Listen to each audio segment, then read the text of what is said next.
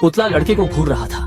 अगले ही पल सूजी ने बिना कुछ कहे उसे जमीन पर गिरा दिया। प्लास्टिक का पुतला जमीन पर पड़ा था, एक अजीब स्थिति में जो जीवन और मृत्यु के बीच लग रही थी। दरअसल सूजी मॉडल फैक्ट्री में प्रशिक्षु कर्मचारी थी।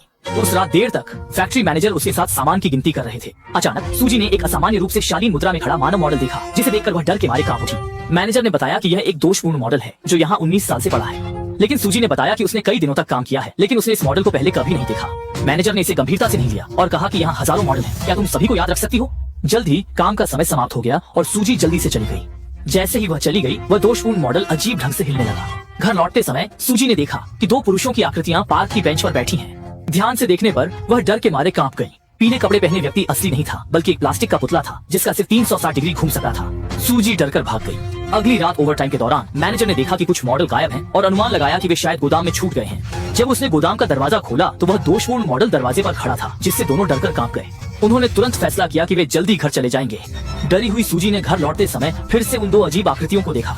वह दिखावा करना चाहती थी कि उसने कुछ नहीं देखा, लेकिन प्लास्टिक का मॉडल अचानक उठकर धीरे धीरे उसकी ओर बढ़ने लगा। सूजी दौड़ पड़ी और सीधे मेट्रो स्टेशन में चली गई, लेकिन प्लास्टिक का मॉडल उसके पीछे लगा रहा। वह चाहे कितनी भी तेज दौड़ती, वह इस अजीब पीछा करने वाले से छुटकारा नहीं पा सकी। जब सूजी को कोई रास्ता नहीं मिला तो उसने प्लास्टिक के मॉडल को जमीन पर गिरा दिया। मॉडल का सिर टूटकर गिर गया और वहाँ टमाटर के रस जैसी लाल तरलता फैल गई। जब सूजी ने मौका पाकर बाहर निकलने की कोशिश की तो उसने अचानक पाया कि उसके पैर काम नहीं कर रहे और उसका शरीर धीरे धीरे कठोर हो रहा है। उसने डर के मारे देखा कि उसके हाथ प्लास्टिक में बदल रहे हैं।